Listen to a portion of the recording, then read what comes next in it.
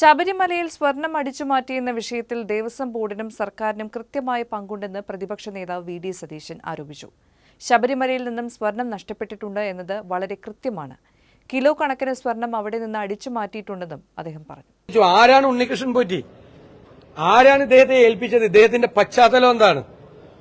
ഹൈക്കോടതിയുടെ കൃത്യമായ നിരീക്ഷണത്തിൽ മാത്രമേ ഇവിടെ നിന്ന് സാധനങ്ങൾ കൊണ്ടുപോകാൻ പാടുള്ളൂ.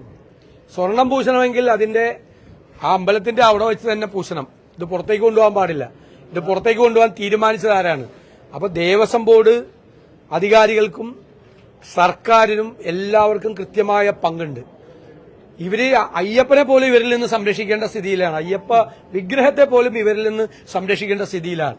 ഇതുമാത്രമല്ല, എന്തെല്ലാം ശബരിമലയിൽ നിന്ന് ഇവരെ അടിച്ചു മാറ്റിയിട്ടുണ്ട് ഈ കാലഘട്ടത്തിനിടയിൽ എന്ന് പ്രത്യേകമായ പരിശോധന നടത്തേണ്ട സമയമാണ്. ഇത് കോടിക്കണക്കിന് അയ്യപ്പ ഭക്തന്മാരെ ഞെട്ടലുളവാക്കിയിരിക്കുന്ന ഒരു വിഷയമാണ്.